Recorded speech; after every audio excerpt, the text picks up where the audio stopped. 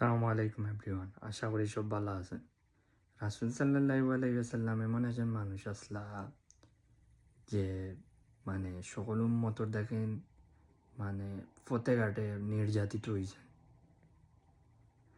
তাহলে পশু প্রাণী অত মায়া করতো, তাই একটা এক সময় তাই একটা মানে বাগানোর ভিতরে হামাইছেন, তখন উট এগু দেখি আইয়া মানে তান বুকুর মাঝে আইয়া বুক লাগাইছে। তখন নবী সাল্লাল্লাহু আলাইহি ওয়াসাল্লাম তারা আতাইয়া দিছেন, মায়া করিয়া দিছেন আর কি। মানে প্রাণী পশু প্রাণীও চিনতো আমরা রাসূল সাল্লাল্লাহু আলাইহি ওয়াসাল্লাম রে।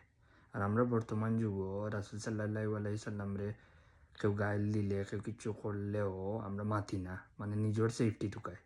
ও কত জঘন্যতম কাজ। আর ও রাসূল সাল্লাল্লাহু আলাইহি ওয়াসাল্লামে আপনার দেন কিতা করিয়া গেছেন, আপনার আখিরাত কিলা সহজ হইতো, আপনি কিলা জান্নাত পাইতা, আপনি কিলা কষ্ট থেকে বাঁচতা।